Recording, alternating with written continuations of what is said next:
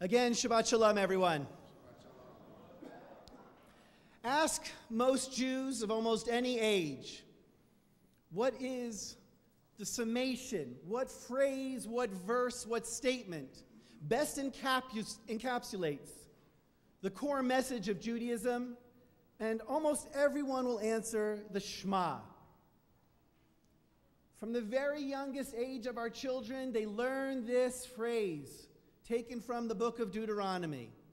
It becomes woven into the very warp and woof of their souls, the very fabric of their being. Shema Yisrael, hear, O Israel, Adonai Eloheinu, the Lord is our God, Adonai Echad. This, as I said, is what is understood as to being expression of our foundational belief and our creed. And why is that? What element of this statement so reflects Judaism's core belief is that expression of monotheism, the expression of there being one God, that articulation of there being one source of life and substance from which all comes in this universe. However, I would like to assert that while that is the external, the surface meaning and reason for the Shema being so important, there is another message in the Shema that also merits it being understood as representative of our creed. And that is the first word itself, Shema. Oftentimes we will see this word translated as hear. Get a little more creative, since hearing does not seem to really be enough. I mean, people can hear, but they can't really listen. So we say, no, don't translate Shema as hear. Translate it as listen, because it's more than just hearing. And then some people will come along and they'll say, no, don't translate it as listen. That's not enough. They'll say, pay attention.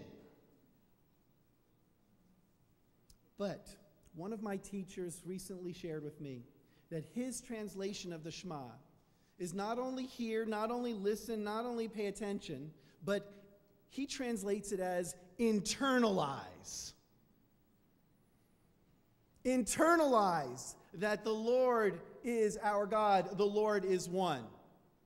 And in that translation, he captures the essence of the Shema in all of its brilliance. It is not just an articulation of monotheism, but it's an articulation of what Judaism and what religion ideally should do to us.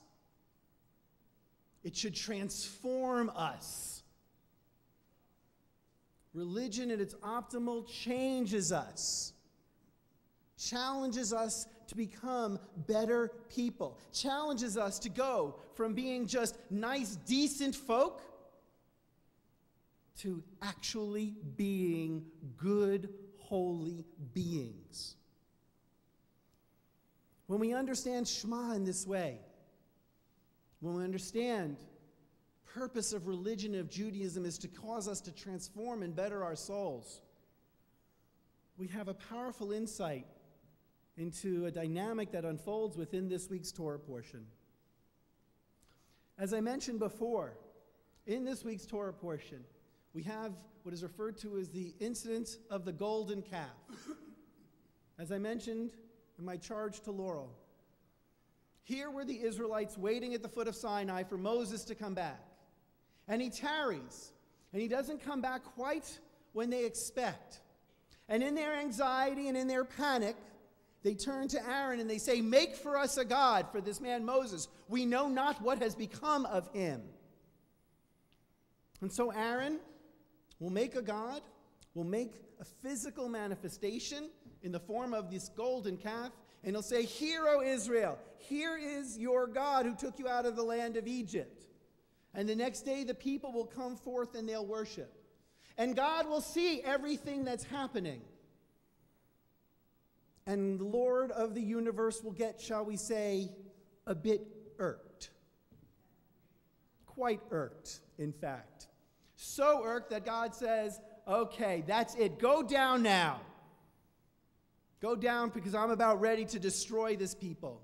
And Moses is going to go down, and he's carrying with him the tablets of the law, the tablets containing the handiwork of God, with the words of the 10 utterances, the 10 commandments, that God carved God's self into those tablets. And Moses will see the Israelites dancing and singing around the golden calf, and he's going to take those tablets and he's going to smash them on the ground. And then he will punish the people, the ringleaders, who brought the Israelites to such idolatrous worship. And the rabbis ask themselves, they say, how could Moses do this? How could Moses take the handiwork of God, tablets that God carved God's self, and smash them?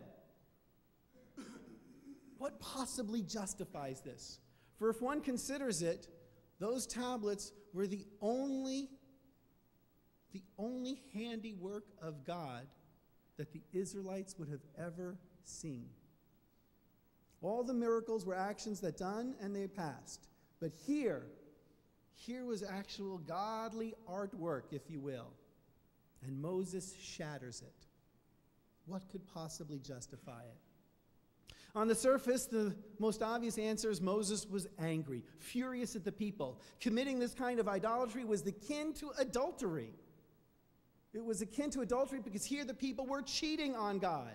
Less than 6 weeks after God brings them out of the land of Egypt, here they are already worshiping something else. But rabbinic tradition going back 2,000 years also suggests that Moses did not do this in a fit of anger, but on the contrary, Moses destroyed the tablets quite deliberately. And what could justify that? My favorite answer is offered by Professor Arnold Ehrlich, a 19th century biblical scholar who was born in Poland, eventually emigrated to the United States, and served as a teacher in a number of different schools on the East Coast. And Professor Ehrlich says the following. Professor Ehrlich says that Moses looked at the people. Moses saw the people worshiping the work of their own hands. And Moses thought, oh no, if they can fall so quickly to worshiping the work of their own hands, how much quicker would they fall to worshiping these tablets that I am carrying?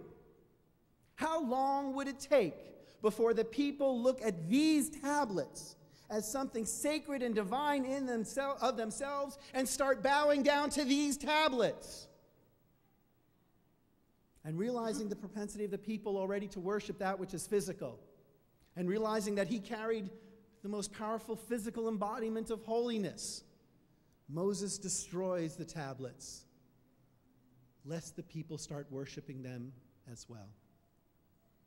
And you may ask, what's so bad about worshiping the tablets that contains the 10 Commandments?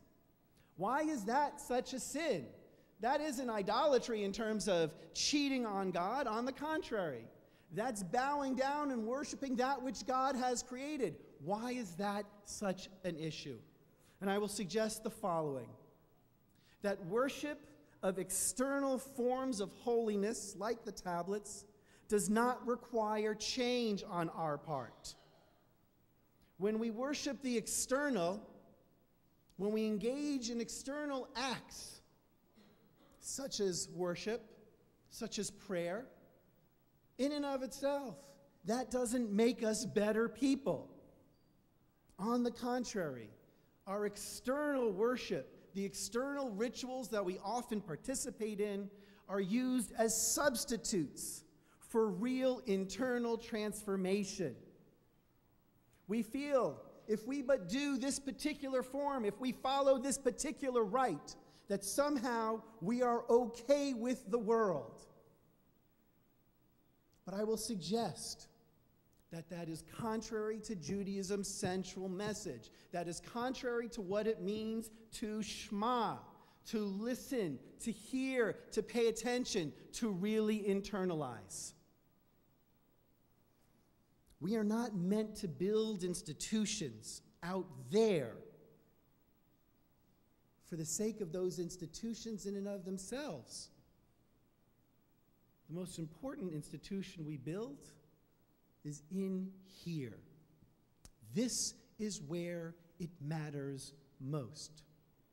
And to the extent that our external forms of worship support us in our own transformation, all well and good. But to the extent that those external forms of worship are merely used as excuses to not do the hard soul work, then they themselves become idolatrous. They themselves, like Moses with the commandments, need to be shattered. And what does this building in here look like? What are the building blocks? What are the bricks that are required for us to create an institution in here, to create a sacred space within ourselves? The Torah portion alludes to it, and then the rabbis will carry it even further. In this week's Torah portion, after the failure of the Israelites, Moses will say, God, please show me your presence, show me your essence. And God will say, no person can see my face and live, but I will cause my qualities to pass before you. Adonai, Adonai, El Rachum V'Chanun. And so God passes before God's midot, God's qualities. And the rabbis will pick up on it and will say, what does it mean to walk in God's ways? What does it mean to build a holy sanctuary? It's not these bricks and mortar here. To the extent that they help us, great. But the real bricks and mortars are the ones that come when we act, the rabbis say, in a godly way.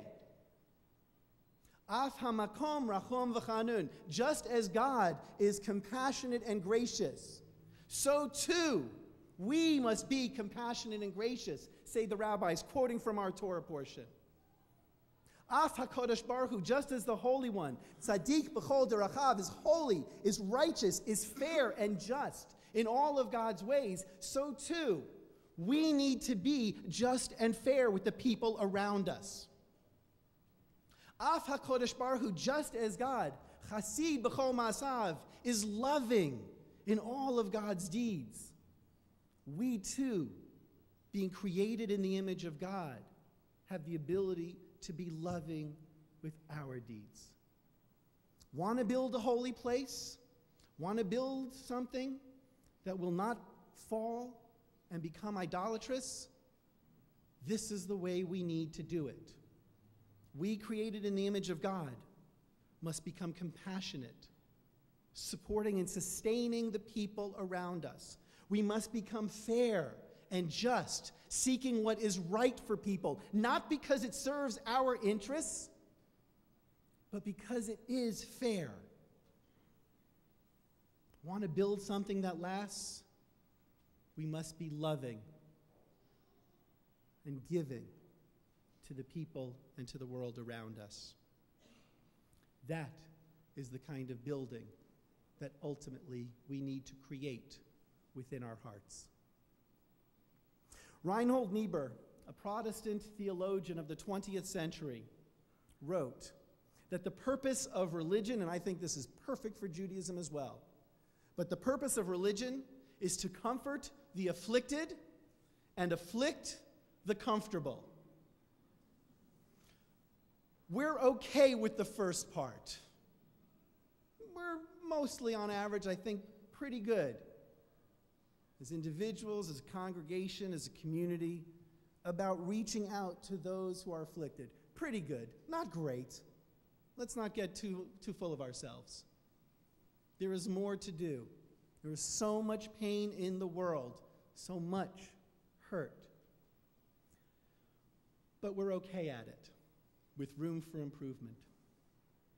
However, I think we are just awful when it comes to afflicting ourselves, afflicting the comfortable.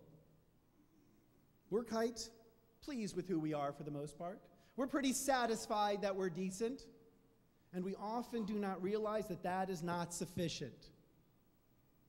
that to build a better and holy world requires that we be better than just decent, but that we be good. And we know how to do that. The rabbis share it with us. To be compassionate, to be fair, and to be loving. Not just once in a while. Not just occasionally. That does not build a structure that stands. We need to do these things all the time, each and every day, each and every hour, each and every minute. And we can't be satisfied with less. Because when we're satisfied with less is when we become comfortable. And when we become comfortable is when we lull ourselves into sleep. And when we are asleep, metaphorically speaking, we are no longer paying attention. We are no longer internalizing. We're no longer seeing the image of God that not only dwells within me, but you as well. We're no longer doing what we should do. I look askance at much of what passes today as spirituality. I look askance at it because, for the most part, it seems to be most interested in connecting us to the world, making us feel at one with the world, making us find peace with the world. And I will tell you that those things all lead to the sleep of which I am afraid of.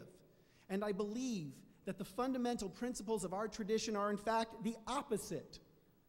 Religion isn't meant to make us comfortable and to lull us to sleep through pacifying external forms.